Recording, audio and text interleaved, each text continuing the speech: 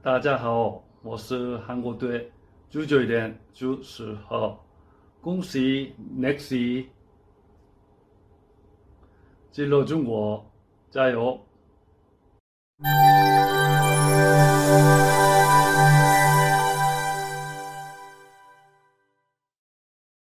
예, 안녕하세요. 안녕하세요. 예, 윤 PD님 오래간만에 예. 네, 옷이 또 산뜻한 게 더 나왔네요. 네. 아, 새로운 옷을 입고 네, 예. 네. 그동안에는 주로 이제 게스트 분들이 많이 오셨었는데 이제 네. 저희가 넥시에 대한 이야기를 좀 할 수 있도록 오늘 영상을 좀 준비를 했는데요. 지금 화면에 보니까 네. 중국어로 막 이렇게 지문 있잖아. 이게 뭐 무슨 내용인지 대충 감이 잡히신지 모르겠어요. 중국말이라서. 일단은 예. 중국어로 써져 있으니까 뭔가 중국의 대상으로 뭔가 진출하시려고 하는 생각이 좀 있으신 것 같은데 예. 제가 예상하고 있는 게 맞나요? 예, 맞아요. 저희가 넥시에서 이제 최초로 중국의 업체와 계약을 했습니다. 그래서 중국 시장에 진출하게 됐고, 이제 그쪽에서는 세팅을 하고 있는 단계라서 네. 아직 본격적으로 넥시를 홍보하거나 알리거나 판매를 하고 있지 않은데, 이제 이런 과정을 진행하고 있는 중간에 제가 좀 도울 수 있는 방법이 있을까 고민을 하다가 그 중국 분들이 넥시에 대해서 궁금하신 것이 있으시면 질문을 좀 달라.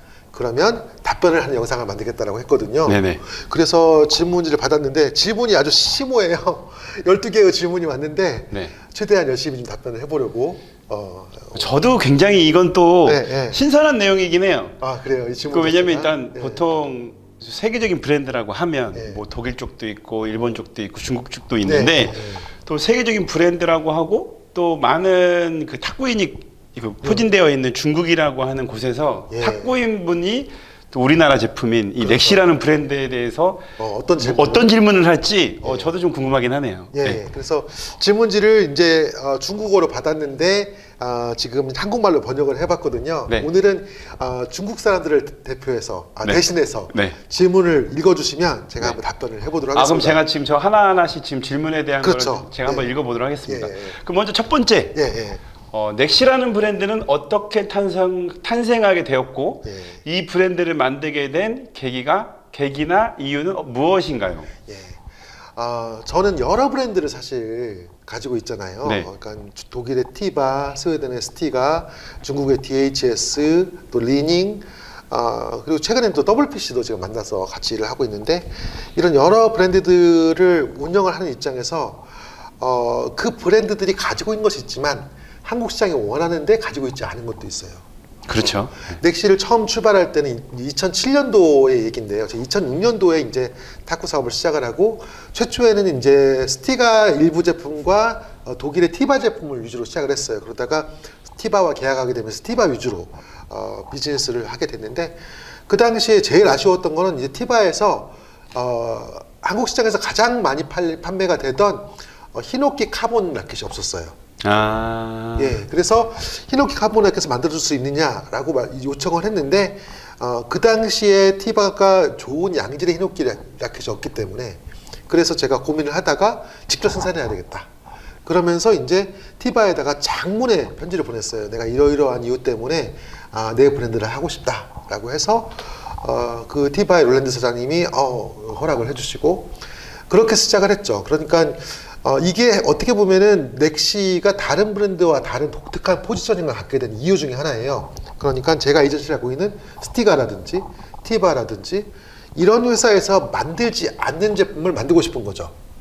예, 그래서 항상 타 브랜드와 겹치지 않는 독특한 넥시만의 것이 무엇인지를 추구해 왔고 그 덕분에 오늘까지도 넥시는 조금은 다른 특성을 갖고 있지 않느냐 라는 생각을 하게 됐습니다. 그러니까 뭐 간단하게 얘기하면 타 브랜드의 장점을 쏙쏙 빼와서 할 수도 있고 또 왜냐면 경험을 많이 하시다 보니까 또 우리나라라고 하는 이 곳에 또 맞는 특성화되어 있는 제품들을 만들 수 있는 계기를 마련하고자 넥시라는 브랜드를 만들게 되신 거네요. 초창기에는 타 브랜드에 없는 것을 만들려고 애를 썼고 이제 이 영상 이후에 넥시의 라켓 역사를 한번 쭉 훑을 텐데 그때 보시면 아시겠지만은 최근 들어서 이제 선수들과 계약을 하면서 타 브랜드의 장점을 더 극대화시키는 라켓들을 만들기 시작을 했는데요. 초창기에는 없는 걸 만드는 게 가장 큰 목표였습니다. 그렇죠. 예.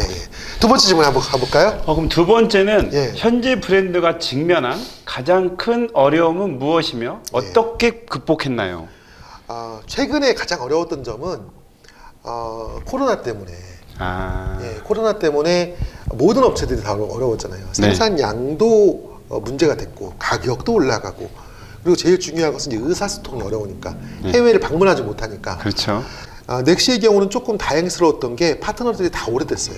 제가 2007년도부터 비즈니스를 시작을 하고 이 넥시라는 브랜드를 그때부터 시작을 해서 그때 만난 사람들이 지금까지 이어지거든요. 그러니까 2007년부터 16년? 네, 그 정도 됐네요. 예, 16년 정도를 꾸준히 만나온 사람들이 넥시를 만들고 있습니다.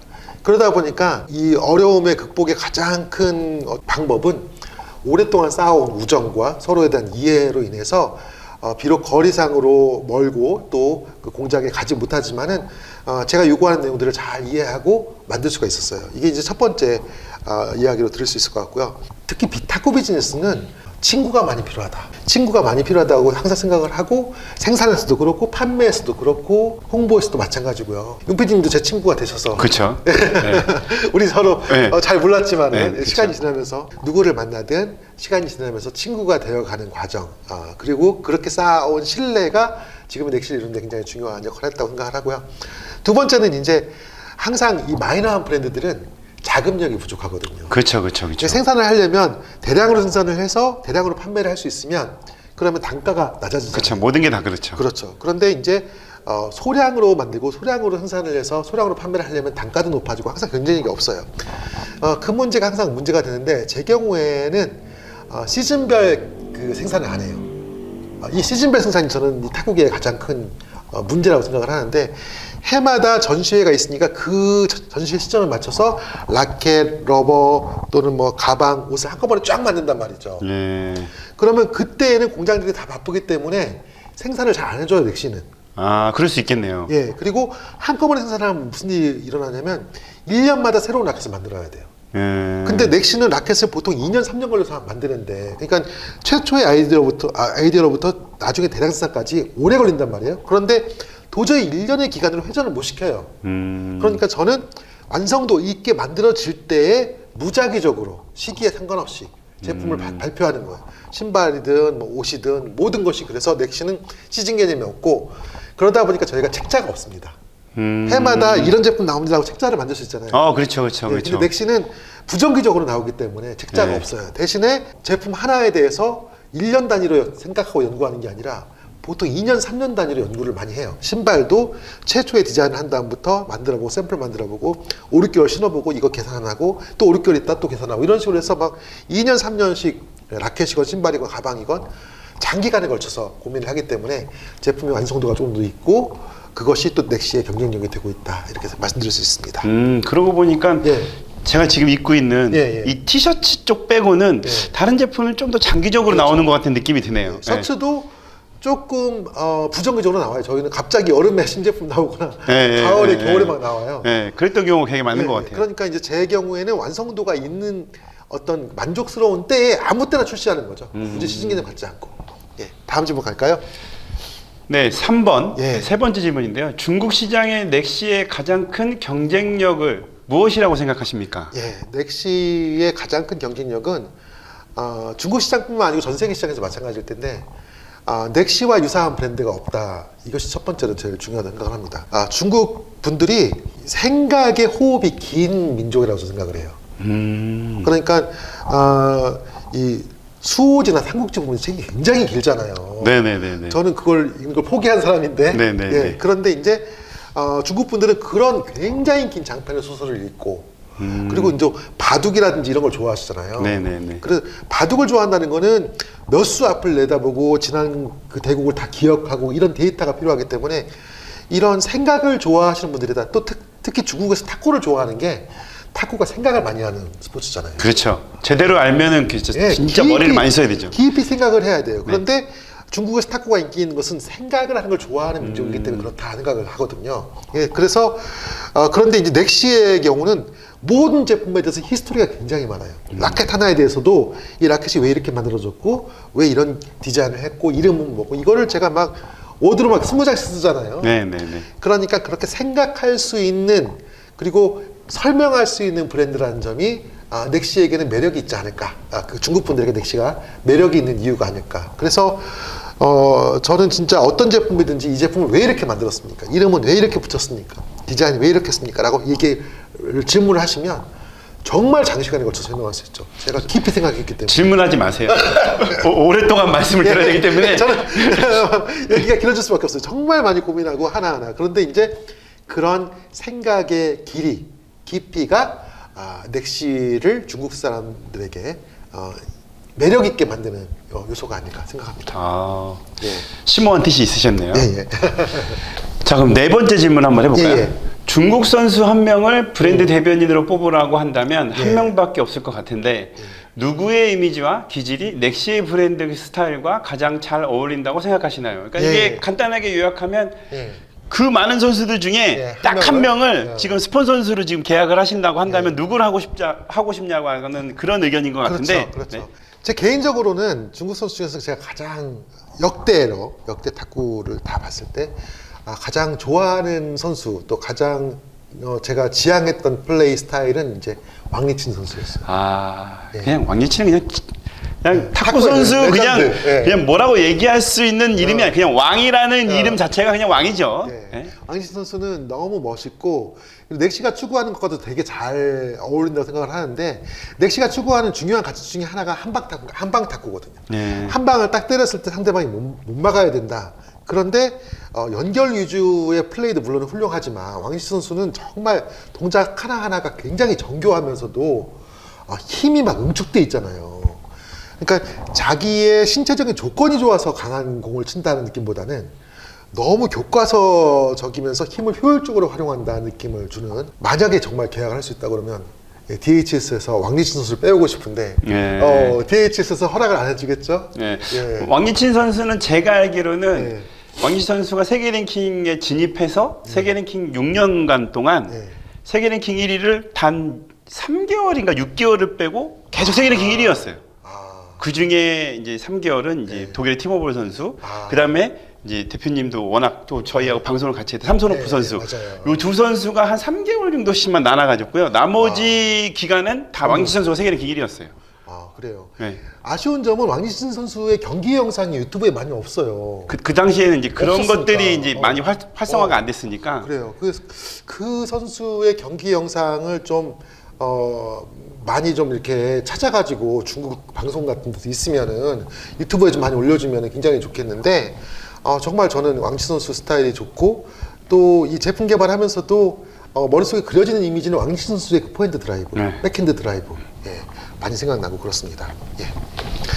자, 그럼 다섯 번째 질문 한번 해볼까요?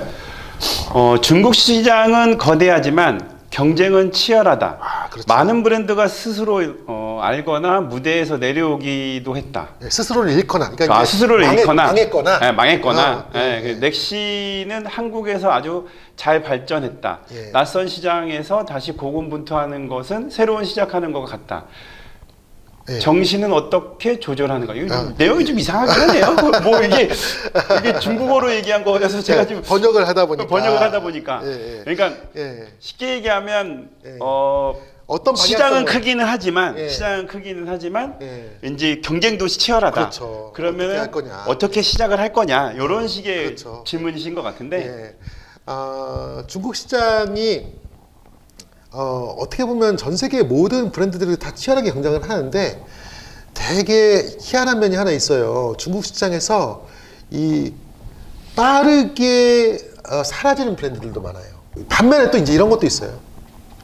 해외 시장에서는 성공하지 못할 텐데 중국 시장에서 성공하는 경우도 왕왕 있습니다. 그럴 수 있겠죠. 근데 이제 그런 것들이 의외로 많아요, 중국이.